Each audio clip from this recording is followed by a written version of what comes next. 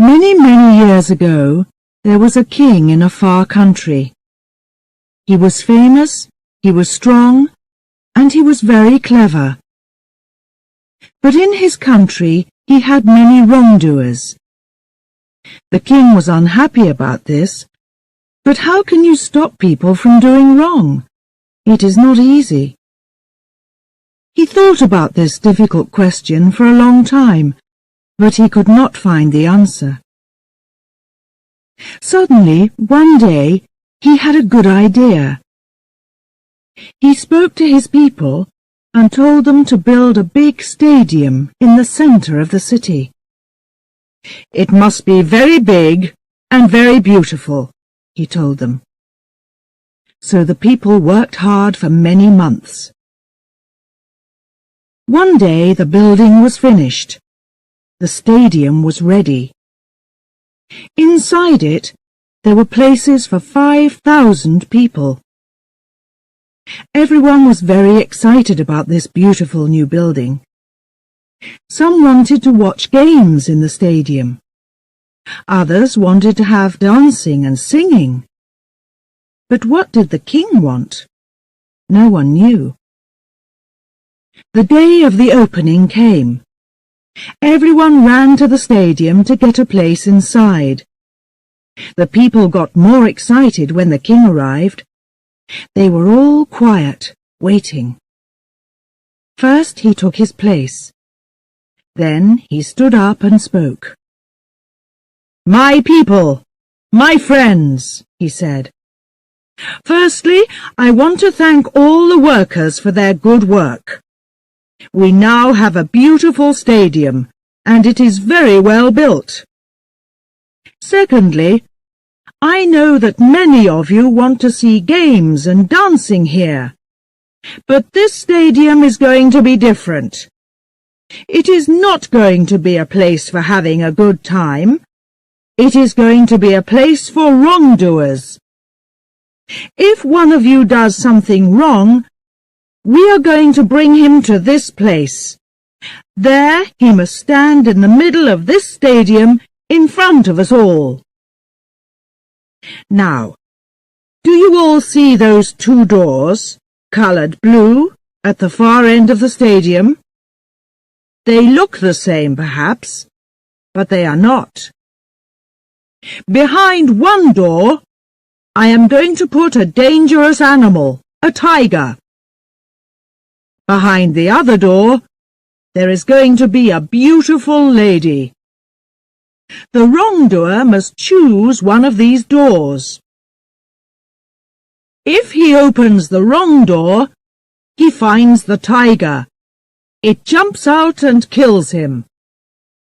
If he opens the other door, he finds the beautiful young woman. She is to be his wife. They must marry immediately, right here in the stadium before our eyes. After that, they can live happily with us as husband and wife. So, each wrongdoer must choose very carefully. Before he chooses, he and we cannot know if he is going to live or die. As soon as he opens one of those two doors, we all know immediately. That is my idea. So tell me, my friends, is it a good idea, or is it not?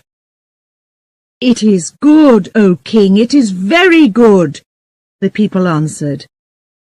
But they were quiet. They were afraid. Thank you, said the king. Now go home. Come to the stadium again at the same time next week. Then you can watch the first wrongdoer make his choice. Every week from now on, a different man is going to choose to live, if he is lucky, or to die, if he is not.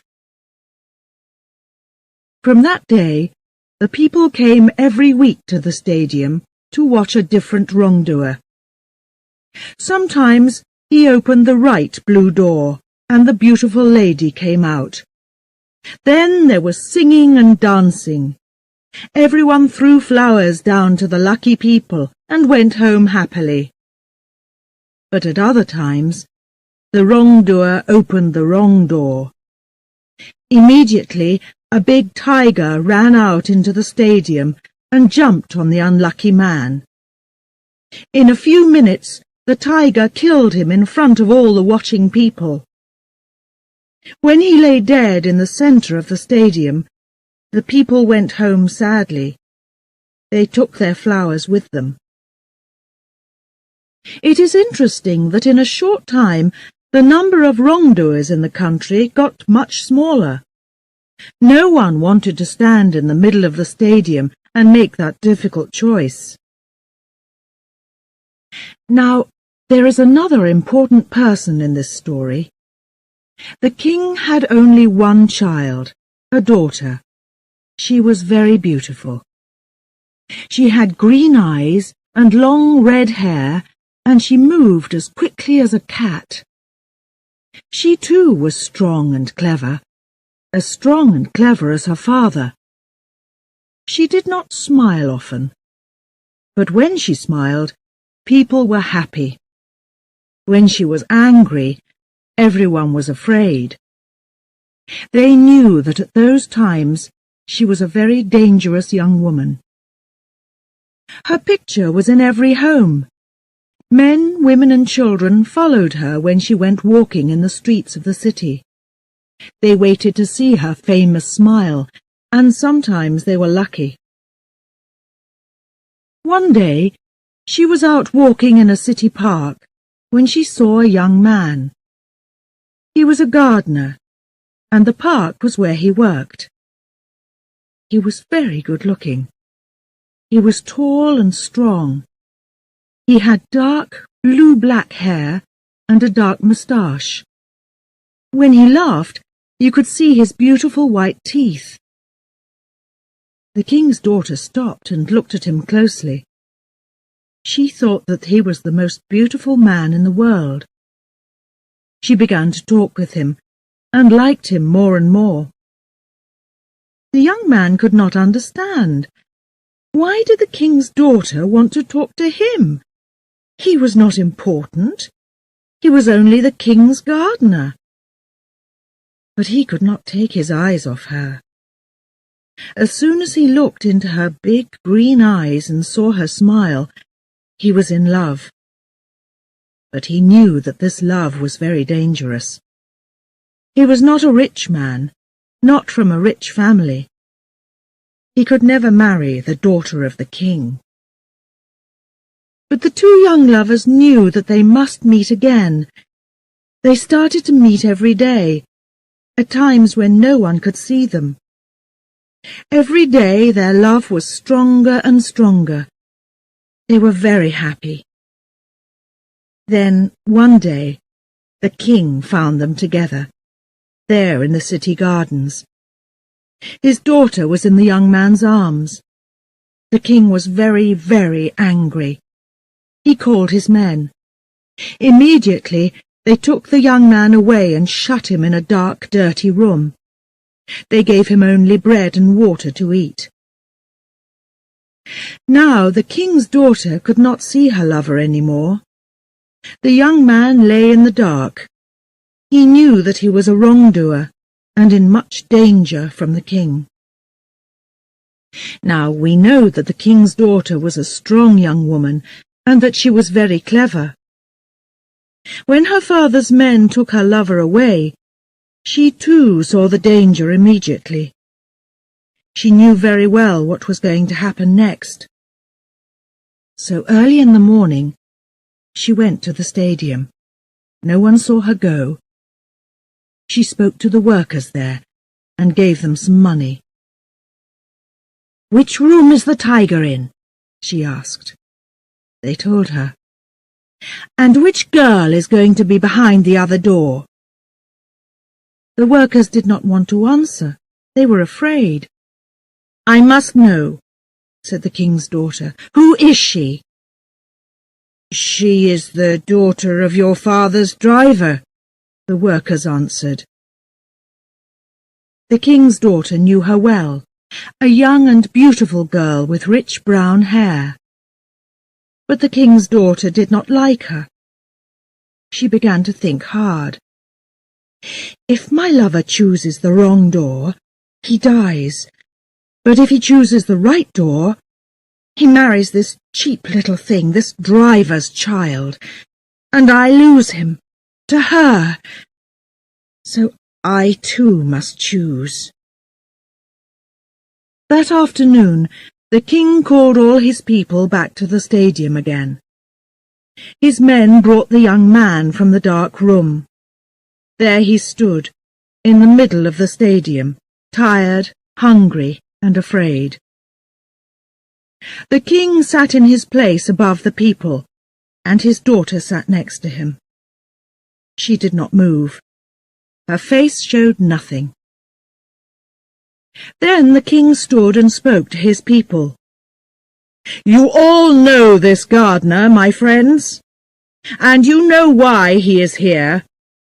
He was the lover of my daughter.